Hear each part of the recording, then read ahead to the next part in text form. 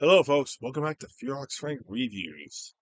And oh boy, today's movie is quite a doozy. It is a 1980s martial arts B film that is definitely 80s as fuck. Yeah. Remember a long time ago when I actually did the movie Ruthless People, that I said that movie was a complete encapsulation of the 1980s? Oh yes, that was a film that was engulfed in the 1980s as hell. Today's movie is definitely 80s as fuck. It's a martial arts film called Miami Connection.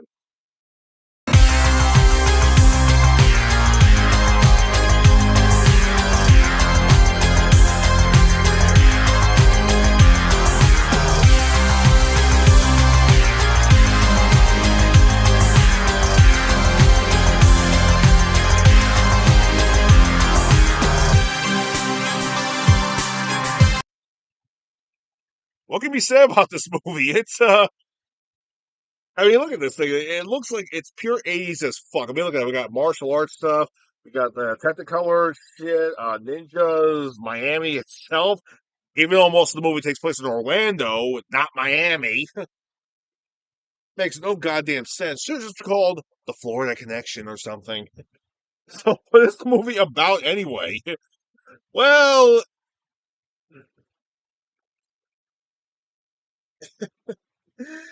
it's about a teenage rock group, which are not really teenagers, but clearly in their they're clearly in their early 30s, not their late teens, early 20s, but in their early mid 30s, and they're college students, and the band is called Dragon Sound. They're a rock band, and they're up against drug dealers, opposing rock bands, and and get this, motorcycle ninjas.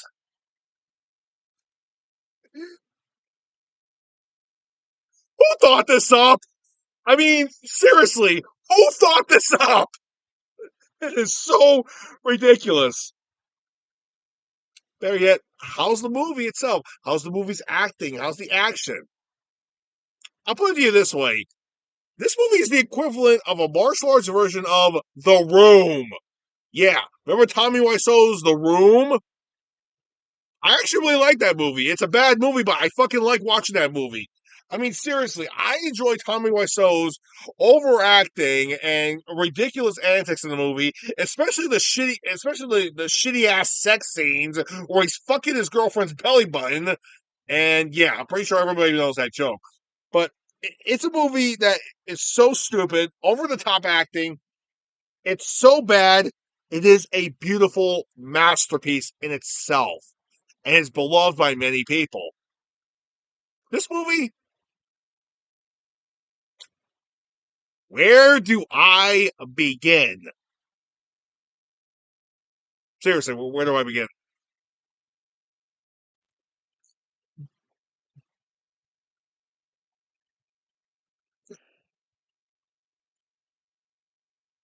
Well, I wouldn't mostly discuss the plot of the movie, but like I said before, the band itself, it's us. Like I said, the movie focuses mostly on Dragon Sound, which is a band from the 1980s, and I tried looking them up, and apparently they don't have any other music other than the music that's actually in this movie so far.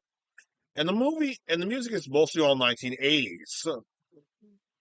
And the band basically just sings martial arts music, and it's not really martial arts music, it's all music based on one particular martial arts system, Taekwondo.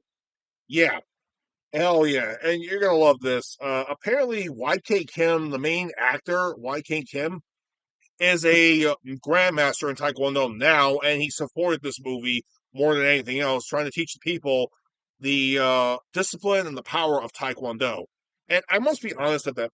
I gotta be honest. This martial arts system of Taekwondo, which of course is considered one of the most deadliest martial arts in the world.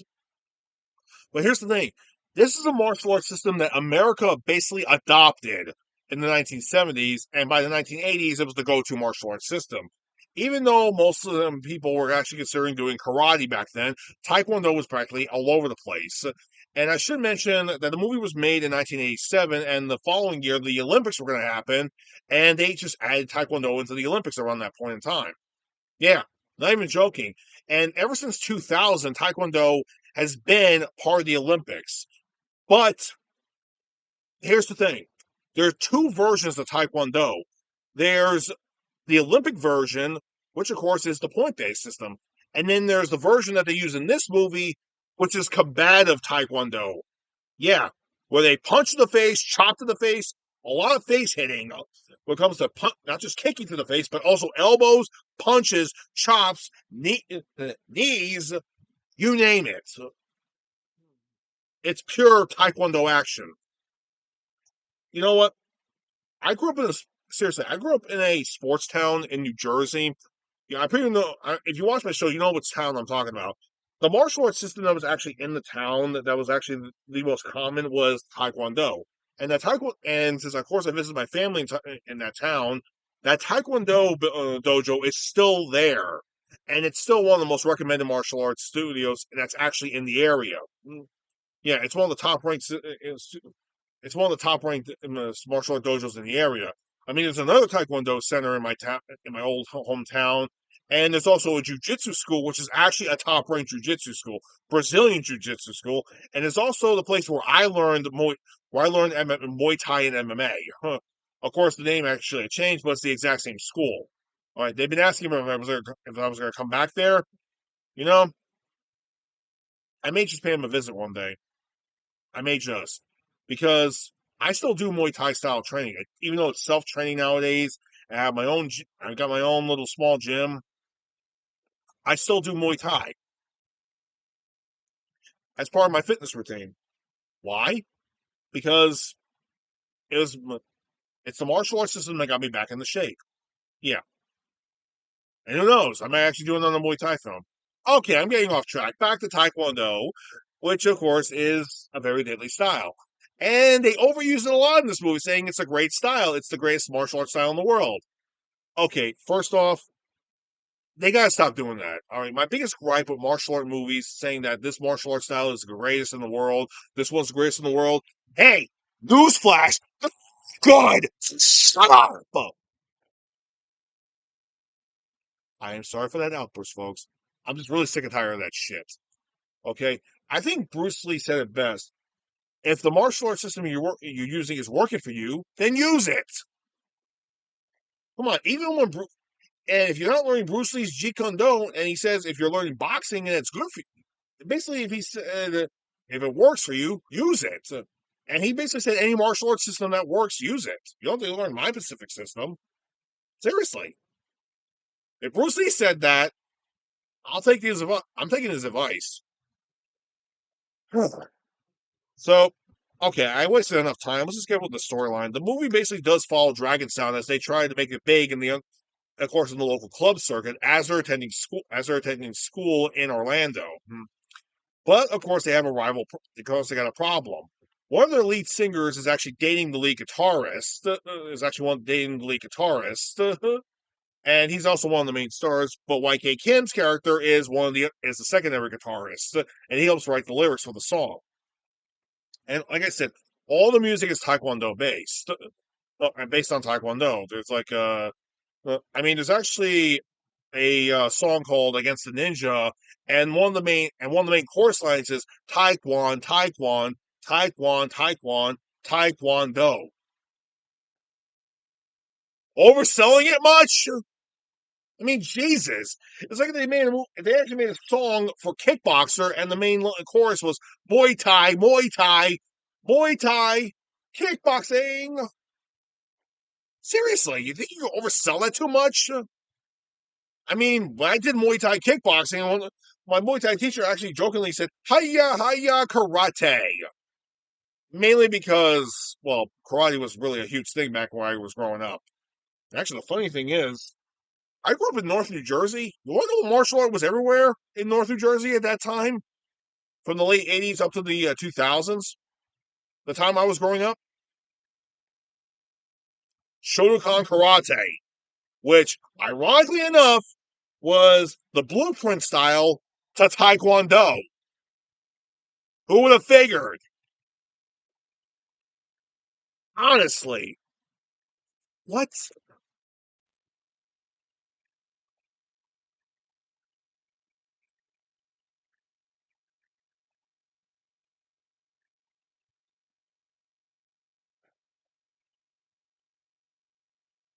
I should really hit on Taekwondo too much.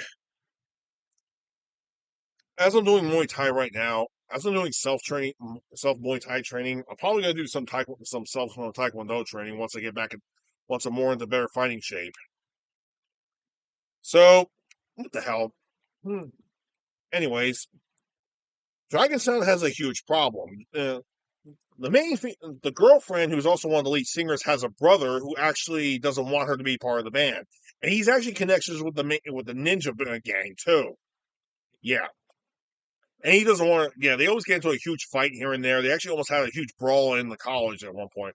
As a matter of fact, we actually get to see the ninja gang, the motorcycle ninjas, actually take out an entire drug cartel and steal all their drugs. And of course, the guy actually says, "We have problem. Where's the money? Where's the money?" Yeah, I mean, I would say the show me the money part, but this is before the Jerry Maguire film. So, oh well. So yeah, they just so most of the movie is consistent of the ninjas actually just doing a bunch of bad shit, and of course Dragon Sound actually defending themselves all the time too. Most of the time they just either go. Most of the time Dragon Sound is either going to be at school, doing college work, doing college studies, practicing Taekwondo, or hitting the club, singing. Yeah. And at one point, like the old band actually really hates these guys and wants to get rid of them, and they actually they get a bunch of other gang members to come around and actually try to fight off the Dragon Sound. But here's the messed up part: every member of Dragon Sound is actually a black belt in Taekwondo, and they openly said that too. They literally openly said that. So yeah, they beat up all the gang members like relatively easily because they're all experts in Taekwondo. Hell, even like the club owner who actually was being threatened by the rock band actually beat the shit out of them too. And he wasn't even doing Taekwondo. I think he was high on crack because it was the '80s. Sex, drugs, rock and roll, and a shitload of martial arts action was happening around that point in time. Why? It was the '80s.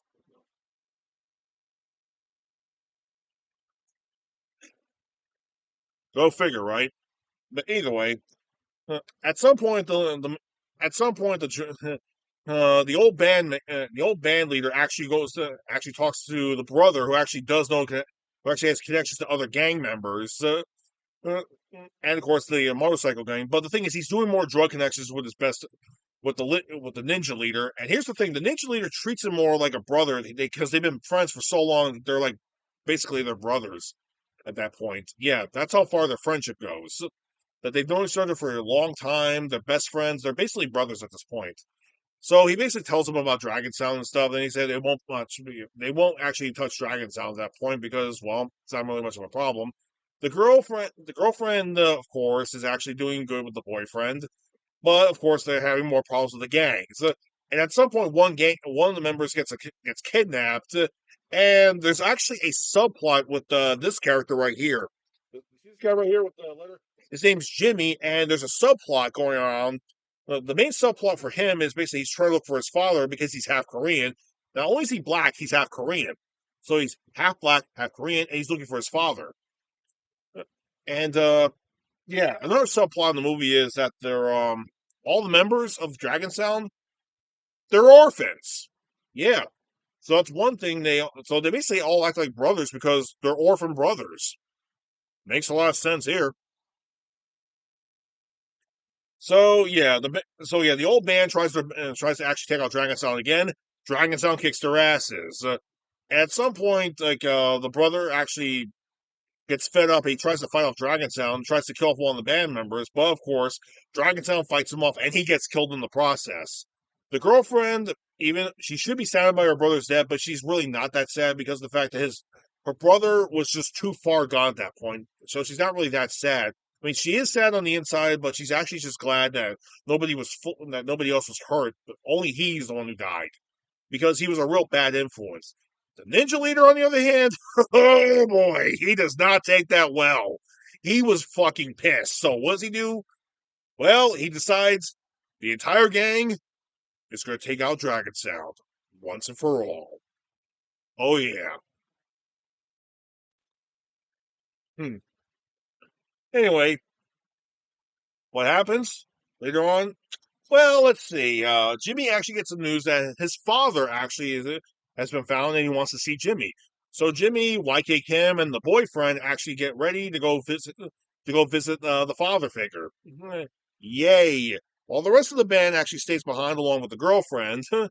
And guess what happens? They get ambushed by the biker ninja gang. Yeah, and they basically okay. Look, I know I'm not the only one who's going to say this, but Dragontown actually kills more people in this movie than the actual bad guys do. I mean, seriously, there's a lot of dead people. Like they kill a lot of people, which is not even fucking funny at this point. I mean, they should be the bad guys themselves. Honestly, it's ridiculous. So, but although there is one segment in this movie as they're fighting off the ninja gang where Jimmy does get hurt, he gets cut from here to here by a sword. And he goes, "Ah!" But that's not the fun. But that's not the most funniest part of the movie. The funniest part with YK Kim is actually in his position. Is in this position in this stance right here, and he goes, "Damn!" It's it's so funny that it's a missed internet meme. Yeah, remember the internet? Remember the missed internet meme I said that was "I'm the warrior" from Most Wanted. This one's got another one. It's called Jam. So it's so fucking hilarious, but it's still good regardless. But anyway, yeah, the boyfriend basically kills off the rest of the ninjas as YK Kim actually helps Jim, and now the boyfriend looks after the YK Kim. They try their best. The ninjas run away. They get Jim in the car, and they try to make it their best to the hospital, but sadly, Jim doesn't make it. He dies. The movie ends on a somber whoa, wait a minute, wait, I'm sorry, that's the original, that was the original ending, but that was the original ending that was actually originally made, but test audiences didn't really actually like it, and YK Kim hated the original ending, so they changed it up to the actual ending, which was YK Kim versus the main ninja leader. Unfortunately, they were in the middle of post-production when this happened, so yeah. So what they do, they get a different stunt. They get a different stunt actor, and there's actually an image of the stunt actor in here in the book pamphlet. Now keep this in mind: the ninja leader himself is actually Asian, and this is what and here's the ninja guy right now. Yeah, that's the actor who replaced the ninja master during post production, and that's the boyfriend character right there with YK Kim. Yeah. So yeah, the Ninja Master goes and fights off YK Kim, and YK Kim, of course, winds up killing him. They do make it to the hospital on time in this version, and of course, Jim's father is there to meet him, and of course, Jim meets up with his father, and the movie ends on a much more happier note. And that, my friends, was Miami Connection. Did any part of this movie even take place in Miami? Well, yes. Believe it or not, the Ninja Gang actually was based in Miami, and all the drug connections were from Miami. Hence the name Miami Connection. So, is this movie any good? No, not really. It's fucking worth watching though, because it's hilarious. Because this is a movie that's, like I said, is on par with The Room. It's bad, but it's so bad, it's entertainingly bad that a lot of people consider this good to watch, just like The Room. All right, I put this on the same level as The Room. of, yes, it's bad, but it's so bad, it's good. Yeah, it's just that type of movie. And another thing I gotta say too is that this movie doesn't even have a DVD release. No, in fact, what I'm holding in my hands is a copy that my buddy One Shoe Wonder gave me. Thanks, bud. Thanks, One Shoe. You the man. Anyway, the story goes that the movie originally was did get released, wasn't well received, and got a VHS release. However, due to because the movie was actually made in Florida, many copies of the film actually were in Florida, and it was supposed to be released nationwide. Unfortunately, because of one of the nasty hurricanes that happened down there, most of the copies were destroyed, and it became a lost film for a while until the early 2010s, where copies of it were actually found, and they turned it into and they made a Blu-ray release out of it though. So it missed a huge marketing in the 90s and the 2000s, but it was revived in the 2010s, where it got a lot of where of course it got much of the fame and much of the attention it longed for, and became a cult film ever since. So it pretty much got its recognition ever since then. So that's one piece of good news out of it. So, not a great movie, but definitely worth watching. I recommend this movie because of the fact it's so ridiculous, you have to watch it. Seriously, Miami Connection. Is it great? No. Is it bad? Yes. But is it so bad that it's worth watching? Fuck yes. It is that good. Oh, yep. Miami Connection. To the next time, we'll talk about a gangster film. Well, a man who climbed his way up to the top of the gangster world and was later gunned down by his rivals, the law. The next time, we'll look at Scarface, the original 1930s version. Until then, y'all take care now.